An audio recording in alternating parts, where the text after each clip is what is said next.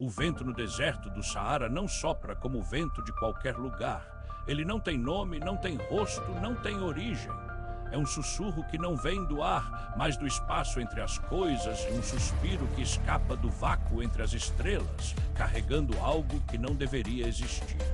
Era o 7º dia de silêncio absoluto, desde que o grupo de pesquisa de geofísica da Universidade de Toulouse desaparecera no meio do erro, e os satélites de reconhecimento só encontraram uma cratera de 8 metros de diâmetro, sem fragmentos, sem rastros, sem cor. Só um círculo perfeito na areia dourada, como se o mundo tivesse sido perfurado com um compasso de pedra. O avião de resgate pousou no acampamento de emergência 5 quilômetros ao norte. O piloto, um homem chamado Léo, não olhou para trás quando decolou. Ele tinha visto o que ninguém mais via, uma sombra que não se movia com o vento, mas que parecia vibrar, como se a areia sob ela estivesse em ressonância com algo que não existia na física humana.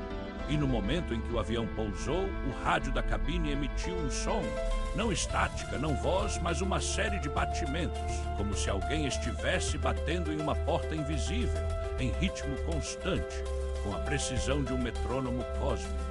A equipe de resgate era pequena. 3 homens, Léo, o piloto, Mirella, a médica, e Armando, o técnico de comunicações. Eles não tinham ordens para investigar, tinham ordens para coletar dados, levar o corpo do último pesquisador que fora encontrado no centro da cratera com os olhos abertos e a boca formando uma orelha. Uma orelha. Como se o rosto tivesse se transformado ao olhar para algo que não deveria ser visto. No momento em que puseram os pés na areia, o vento parou. Não houve aviso, não houve mudança de pressão. O vento simplesmente cessou, como se o mundo tivesse tomado fôlego. A quietude que se seguiu foi mais pesada que o silêncio. Era como se o ar tivesse se tornado viscoso, como gelatina negra, e cada passo do grupo fosse um golpe no estômago. Armand ligou o rádio de emergência. Nada. Tentou frequência militar. Nada. Ligou o gravador de voz. O som que saiu foi uma voz, sua própria voz, dizendo: não olhe para trás. Mas ele não havia falado. A gravação durou 3 segundos e parou. Mirella sentiu o cheiro primeiro. Não era fedor, não era perfume. Era o cheiro do tempo parado, do ar que não se renovava. Era o cheiro de uma cidade que nunca foi construída. Era o cheiro da escuridão que não é negra, mas cinzenta, como um cérebro sendo aberto. Chegaram à cratera ao pôr do sol. A areia estava fria, muito fria.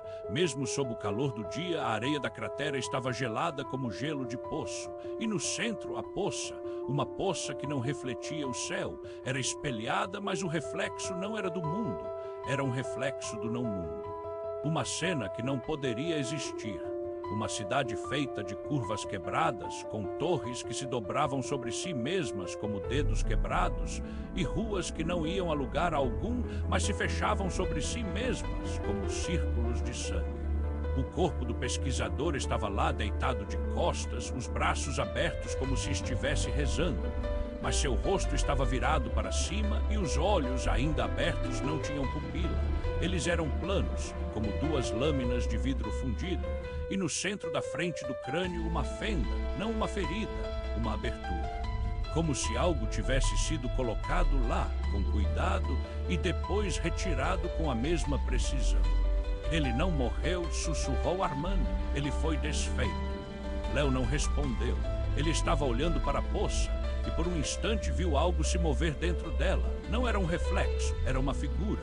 Algo com múltiplos olhos em formato de círculo e membros que não pareciam feitos de carne, mas de líquido espesso, como se estivesse em estado de transição entre forma e ausência. E então, por um segundo, o reflexo olhou para ele. E o que Léo viu não foi medo, foi reconhecimento. Naquela noite, o primeiro deles começou a sonhar. Armand sonhou com uma porta de metal, sem alavanca, sem fechadura, que não se abria, mas que quando ele se aproximava, se abria sozinha. E atrás dela não havia corredor, havia um vasto campo de olhos. Olhos que não piscavam, olhos que não pertenciam a ninguém, olhos que só existiam para olhar. E eles o olhavam com a mesma calma com que o sol olha para a terra, sem julgamento, sem emoção, apenas presença. Mirella sonhou com uma voz, não uma voz humana, uma voz que vinha de dentro do próprio corpo, como se seus nervos tivessem se transformado em fios de rádio. A voz dizia: "Você já sabe o que é, você só não quer lembrar." E quando acordou, sentiu um gosto metálico na boca. Sangue, mas não era sangue. Era como se seu corpo tivesse se separado do que deveria ser. Léo sonhou com o deserto, mas não o deserto de areia, o deserto de nada. Um vazio onde os sons não tinham eco, onde o tempo não corria, onde o espaço não existia. E no meio dele um ponto que não era uma estrela, era um olho, e o olho estava olhando para ele. E quando ele tentou gritar, não saiu som, só silêncio. E o silêncio foi como um nome. Na manhã seguinte, o rádio voltou a funcionar, não com sinal, com voz. Uma voz que não era humana, mas que se parecia com a voz humana. Como se alguém tivesse aprendido a falar usando a estrutura do cérebro humano, mas sem o coração, sem a alma, sem o erro.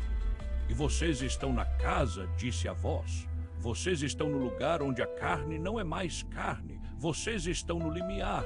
Vocês estão em nossas mãos." Armand tentou responder, mas a voz não estava no rádio, estava dentro da sua cabeça, como se o cérebro dele tivesse se transformado em antena. "Quem é você?", gritou Armand. "E nós não somos", respondeu a voz. "Nós existimos, vocês são o que nós lembramos." Mirella começou a chorar, não de medo, de reconhecimento, como se tivesse encontrado alguém que já havia morrido, como se estivesse vendo o fim de algo que nunca foi começado.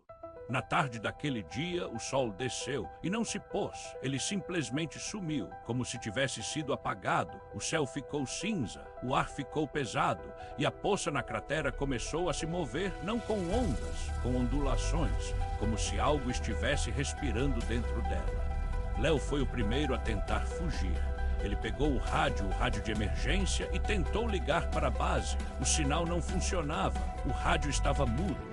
Mas quando ele o segurou, ouviu o som, um batimento que não vinha do rádio, mas do seu próprio peito. E com o batimento veio a voz. "E vocês não escapam", disse a voz. "Vocês não fugiram, vocês voltam, vocês se lembram."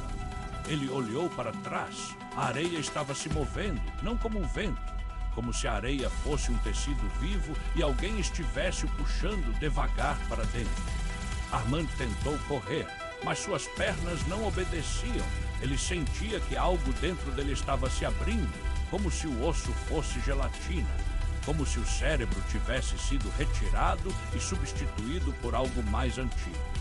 Ele caiu de joelhos, e no momento em que caiu, a areia ao redor dele se agitou, não em círculo, em espiral, e de dentro da areia algo se ergueu, não um corpo, não um rosto, mas uma presença, uma forma que não tinha dimensão, mas que ocupava espaço, como se o vácuo tivesse se tornado sólido, e na superfície daquilo que não era um rosto havia olhos, múltiplos, não olhos humanos.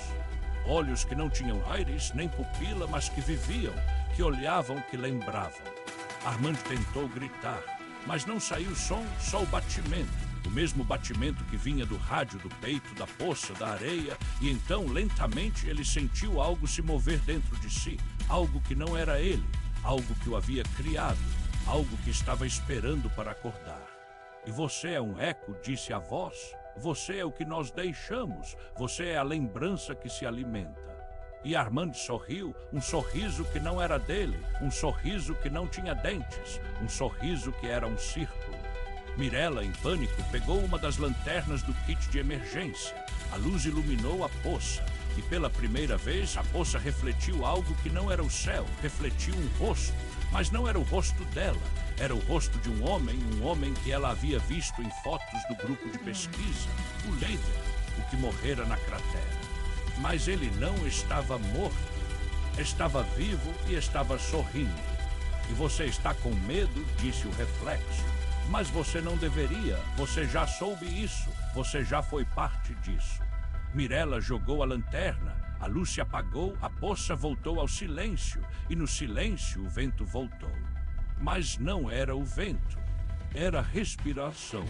E então a areia começou a se mover, não em círculos, em linhas, linhas que formavam palavras, não letras, formas, como se a areia fosse um alfabeto que não existia.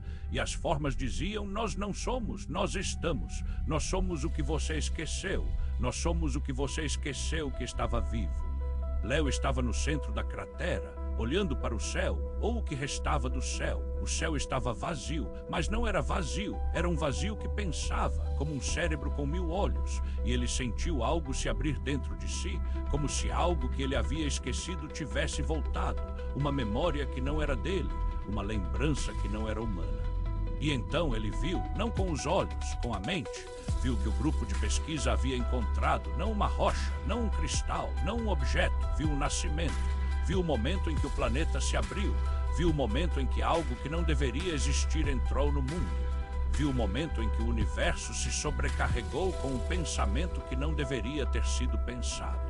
E naquele momento, Léo entendeu. Não era um alienígena, não era uma raça, não era uma nave. Era algo mais antigo, mais profundo, mais incompreensível.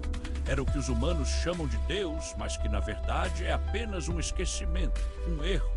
Uma lembrança que se transformou em realidade. E então o mundo mudou. Não com explosão, não com ruína, com silêncio. O mundo parou, o vento parou, o tempo parou, e o que restou foi a poça. E na poça o reflexo de Léo, mas não era ele, era algo que o havia tornado, algo que o havia criado, algo que o havia esquecido. E o reflexo sorriu, e Léo sorriu com ele. E quando o sol, ou o que se passava por sol, tentou se levantar, não houve luz, havia apenas uma sombra que não vinha do mundo, que não era do mundo, que era o mundo. E na noite que se seguiu, o deserto não era mais deserto, era um templo, um altar, um corpo, uma mente, um nome. E no centro do templo, uma porta. E a porta não tinha alavanca, e a porta não tinha maçaneta. Mas quando alguém olhou para ela, a porta se abriu. E por dentro não havia nada, só o eco de um nome que ninguém pronunciou, um nome que nunca foi escrito, um nome que mesmo agora ainda está sendo dito. Por dentro de você, por dentro de mim, por dentro de tudo, porque nós já ouvimos, nós já o ouvimos. Nós já o lembramos, e ele não se foi. Ele só está esperando para que você agora olhe para a poça, para que você escute o vento, para que você sinta o silêncio, porque ele está lá, e ele está te chamando, com a sua voz, com o seu nome, com o nome que você esqueceu, mas que no fundo você sempre soube.